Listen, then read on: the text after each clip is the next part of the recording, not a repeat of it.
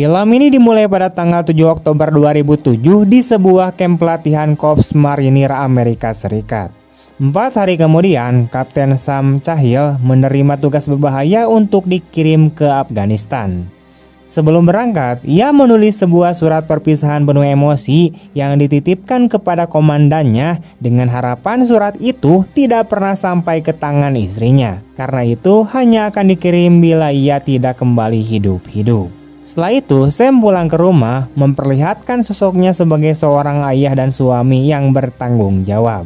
Ia hidup bersama istrinya yang penuh kasih bernama Grace, serta 2 putri kecil mereka yaitu Isabel dan Maggie. Namun berbeda dengan Sam yang disiplin dan terhormat, adiknya yaitu Tommy Cahill baru saja dibebaskan dari penjara setelah menjalani hukuman karena perampokan bank. Sam kemudian menjemput adiknya, lalu mereka pergi bersama menuju rumah keluarga. Suasana rumah terasa hangat ketika Grace menyiapkan makan malam khusus untuk merayakan kebebasan Tommy. Namun ketika Tommy datang, ia disambut dingin oleh keponakannya yang tidak menyukainya. Meski begitu, seluruh keluarganya akhirnya duduk bersama untuk makan malam, merayakan kebebasan Tommy sekaligus melepas keberangkatan Sam ke medan perang. Dalam acara itu, ayah mereka yang bernama Hank yang sudah tua dan keras kepala kembali menunjukkan sikap pilih kasih. Ia memuji Sam sebagai pahlawan negara, tetapi merendahkan Tommy yang dianggap tidak berguna. Try mimicking your brother, huh? For change? Dad. He's serving his country. Don't you ever forget that. Your brother's a hero. Food is great, Elsie. Thank you. Prison food? Tommy! Pertengkaran pun terjadi hingga Hank meninggalkan rumah dengan marah. Malam itu sebelum tidur, Sam melepas cincin pernikahannya. Grace kemudian menggantungkan cincin itu di lehernya sendiri sebagai simbol cinta, seolah ingin selalu membawa Sam bersamanya. 5 hari kemudian, Sam sudah berada di gurun Afghanistan. Ia bahkan merasa seakan tanah asing itu sudah menjadi rumah kedua baginya. Dengan ponselnya, ia merekam reruntuhan peralatan perang yang hancur. Namun tak lama kemudian, helikopter yang ia tumpangi bersama pasukannya ditembak jatuh, membuat mereka terhempas di tanah.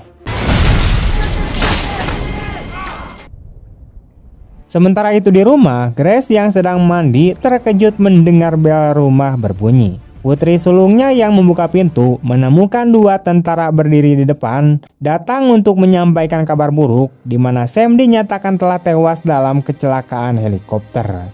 Grace seketika hancur mendengar itu.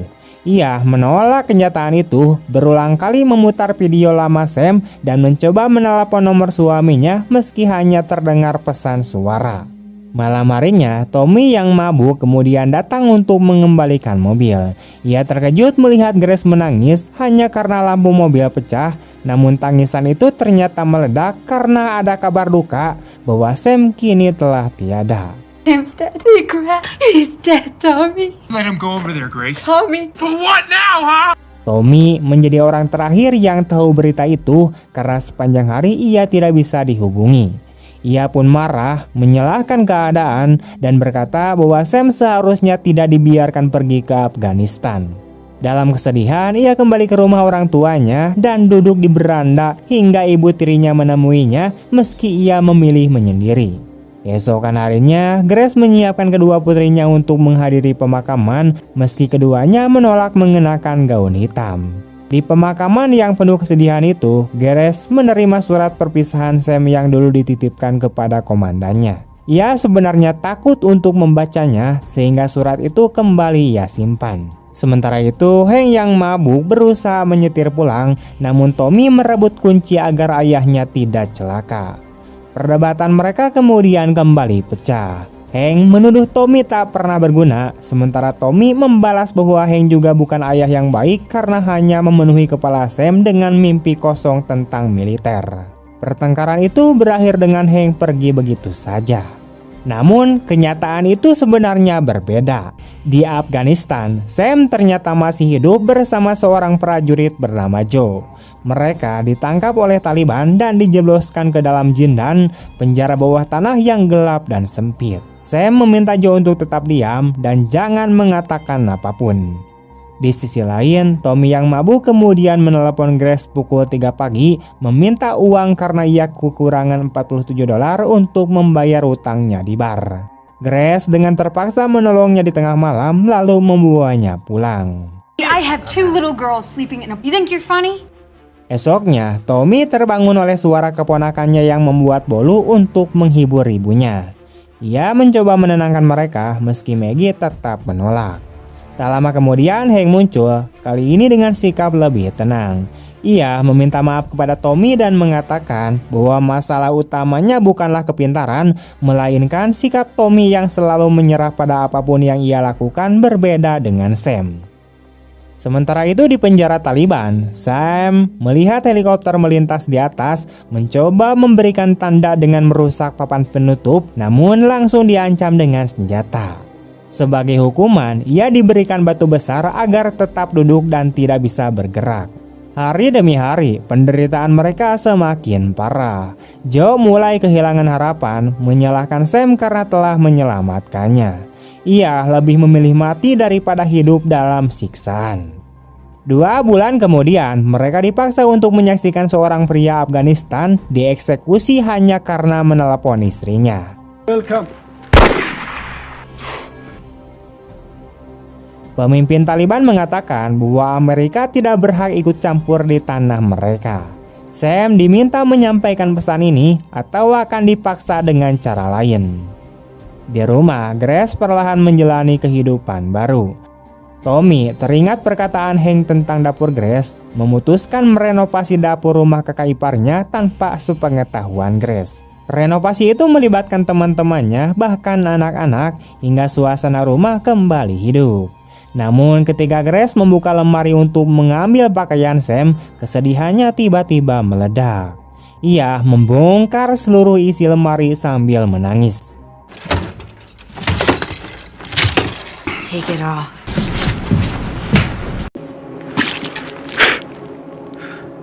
Stay strong, Private. Yes, sir. Oh, guys! Fuck! Oh, fuck! Kembali ke Afghanistan, Sam mengalami titik terendah. Ia diikat, disiksa dengan air, lalu dipaksa memilih antara hidup atau mati. Jauh kemudian disiksa dengan besi panas hingga akhirnya menyerah. Di depan kamera, Joe dipaksa menyatakan bahwa Amerika tidak berhak berada di Afghanistan dan bahkan menyebutkan bahwa Sam memiliki 2 putri kecil. Hal itu semakin menghancurkan mental Sam. Afghanistan belongs to its people. We have no business being here. Sementara itu di rumah, renovasi dapur selesai bersamaan dengan ulang tahun Grace.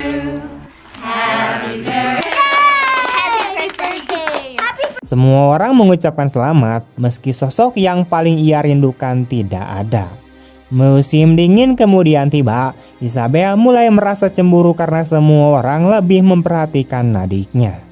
Tommy mencoba menghiburnya dengan mengenang masa lalu ketika Sam menyelamatkannya dari tenggelam.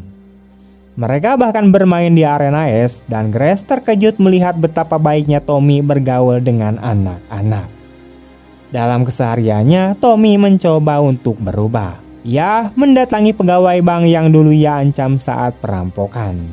Pegawai itu mengaku hidup dalam ketakutan bertahun-tahun. Tommy kemudian menceritakan pengalaman itu kepada Grace, membuatnya bangga.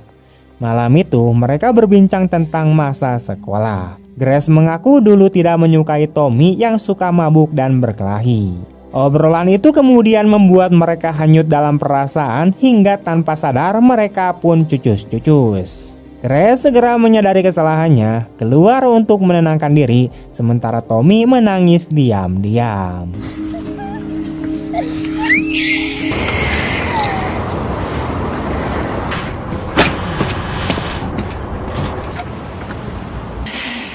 Dan surat peninggalan Sam tetap belum dibuka, seolah menjadi simbol bahwa luka itu masih belum bisa disembuhkan.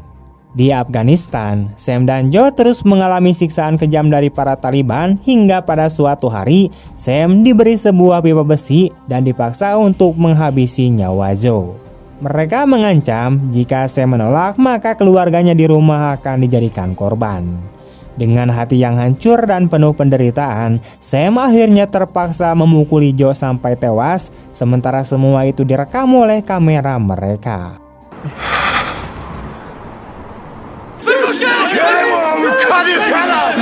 Kill him or I will kill you.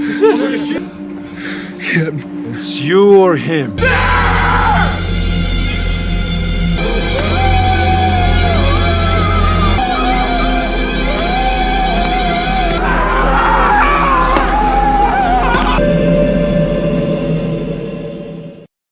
Tidak lama setelah itu, pasukan Amerika melancarkan serangan ke markas Taliban.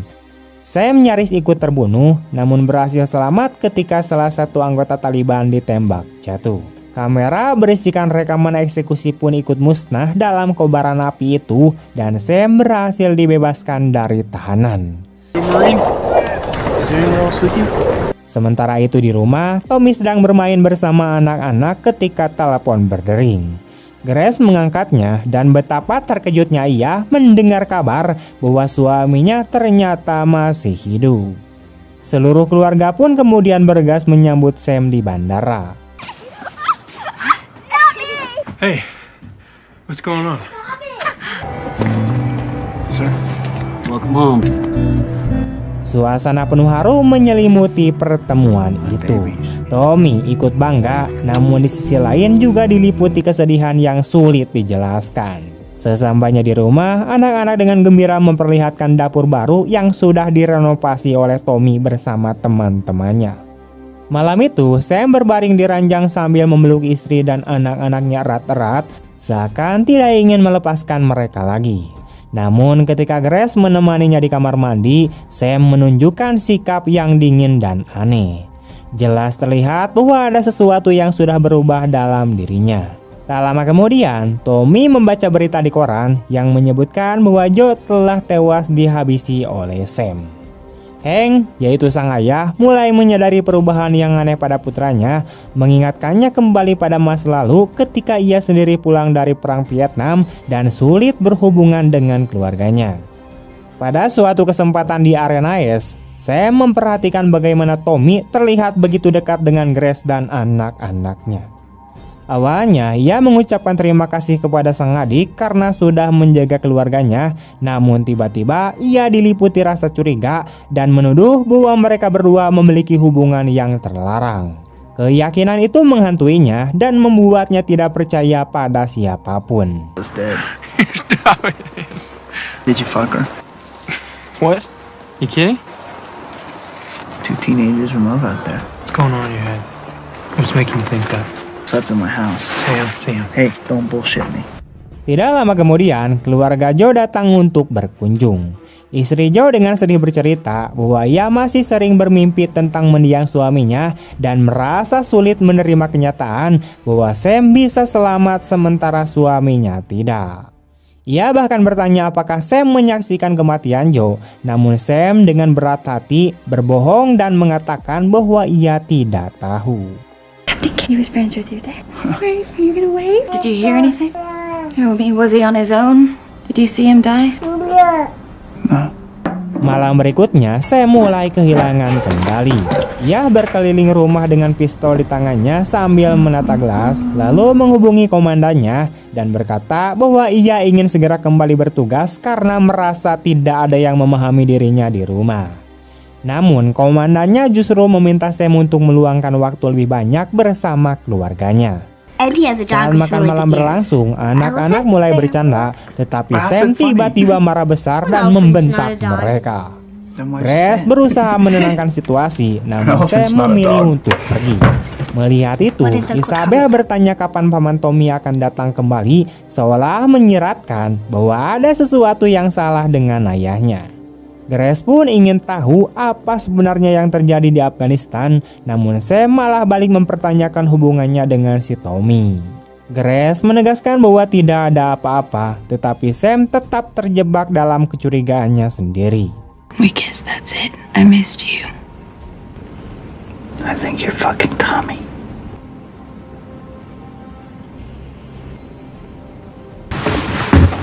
Malam itu, Sam pergi ke makam Joe dan termenung, menyadari bahwa prajurit itu masih sangat muda, baru berusia 21 tahun.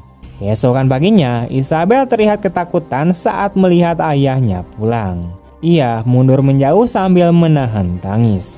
Sam berusaha memeluk anak-anaknya sambil berkata bahwa semuanya akan baik-baik saja. Now, have fun. Ia kemudian mengatakan pada Grace bahwa semalaman ia memikirkan keluarga dan akhirnya sadar betapa beruntungnya dirinya masih hidup dan bisa pulang hidup-hidup. Mereka pun berpelukan erat. Saat ulang tahun Maggie tiba, keluarganya berkumpul di rumah Hank. Tommy datang membawa seorang gadis bernama Tina yang baru saja ia kenal dalam waktu singkat. Maksudnya, ia ingin mencairkan suasana, namun Tina justru banyak berbicara hal-hal yang tidak pantas tentang militer hingga membuat Sam tegang. Dad, you know? Stop playing with your cake. What do you mean? Isabel, let it go. I didn't get anything that I wanted on my birthday. Dad! Isabel. And you were in stupid Afghanistan. Hopefully, my grades. Isabel, we're trying to listen to our guests. Stop it. What got you into it? So, I'm gonna change that though.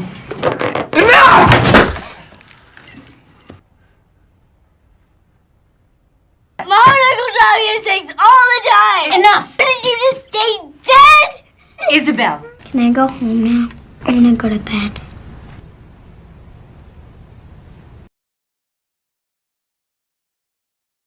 Suasana pun langsung hening dan penuh keterkejutan. Mereka akhirnya pulang dalam diam. Malam itu, Isabel meminta maaf kepada ibunya, mengaku hanya ingin membuat ayahnya marah. Maggie juga berpendapat sama bahwa ia lebih suka bersama Tommy. Malam yang sunyi itu membuat Sam semakin hancur. Ia duduk di ruang tamu, bertanya pada istrinya apakah anak-anak sudah berdoa sebelum tidur, lalu tiba-tiba melampiaskan kemarahannya dengan menghancurkan dapur baru menggunakan linggis. Sambil berteriak, ia berkata bahwa ia bertahan hidup demi keluarganya, namun justru merasa dikhianati. You know what I did to get back to you? No. I can do with these fucking ass! Please, our girls, please. You know how much I love you! You're fucking my brother! You're fucking my brother in my fucking house! He fucking suffered because of you! Fucking get back to you! Dalam amarahnya, ia bahkan memukul kepalanya sendiri. Tommy kemudian datang mencoba menenangkan, tetapi Sam malah mengeluarkan pistol dan menodongkannya ke kepala adiknya sendiri. Polisi kemudian segera mengepung rumah, membuat keadaan semakin mencekam. Sam keluar sambil berteriak bahwa dirinya bukanlah pahlawan karena tidak ada yang tahu kebenaran tentang apa yang sebenarnya ia lakukan di Afghanistan. Ia sempat mengarahkan pistol ke kepalanya sendiri hingga Grace dan Tommy mencoba menghentikannya. Shut up! He's my brother! Just stop for a second! I'm no fucking hero! You know what I've done? Hey, just let me talk to him. He's my brother. Give him a minute. Fire! Shoot! Shoot! Come on! Damn! Fucking shoot me! You hear me? My brother! Sam! You're my family. Go! Pada akhirnya, Sam menyerah, melepaskan senjatanya dan pasrah ditahan. Setelah itu, ia dibawa ke klinik psikiatri veteran perang. Di rumah, Grace membuka sebuah surat peninggalan Sam, sebuah pesan yang hanya boleh dibaca jika ia tidak kembali dari Afghanistan. Isinya adalah ungkapan cinta mendalam kepada Grace dan kedua putrinya. Kata-kata itu begitu menyayat hati hingga membuat Grace menangis terseduh-seduh. Beberapa waktu kemudian, saya menghubungi Tommy dari klinik untuk berdamai, sementara Grace datang menjenguk suaminya. Ia mengatakan bahwa ia telah mencintai Sam sejak usia 16 tahun dan menegaskan jika Sam tidak mau mengungkapkan apa yang sebenarnya terjadi, maka ia tidak akan bisa menemuinya lagi. Tertekan oleh kenyataan itu, Sam akhirnya menangis dan mengakui bahwa ia sendirilah yang telah menghabisi Joe William. Grace memeluknya dengan erat, namun meski akhirnya ia berani jujur, Sam masih diliputi pertanyaan besar dalam hatinya, apakah dirinya bisa kembali hidup normal setelah semua yang telah ia lalui. I killed Joe Willis. I have seen the end of war. I killed him. Can I live again? Dan itulah akhir dari perjalanan Sam, sebuah kisah penuh luka, pengorbanan, dan bahkan pergulatan batin yang sulit sangat dilupakan. Tamat! Dari cerita ini kita belajar bahwa seorang tentara yang pulang dari medan perang tidak selalu kembali sebagai orang yang sama, karena trauma dan luka batin mampu mengubah segalanya. Kesetiaan, kejujuran, dan pengorbanan adalah pondasi utama dalam sebuah keluarga, dan tanpa itu kebersamaan mudah runtuh. Namun kasih sayang, kesabaran, serta keberanian menghadapi rasa bersalah dan penderitaan bisa menjadi kunci untuk menemukan kembali kedamaian. Pada akhirnya, film ini menegaskan bahwa cinta keluarga adalah cahaya yang mampu menuntun seseorang keluar dari kegelapan, asalkan setiap orang berani membuka diri dan saling percaya.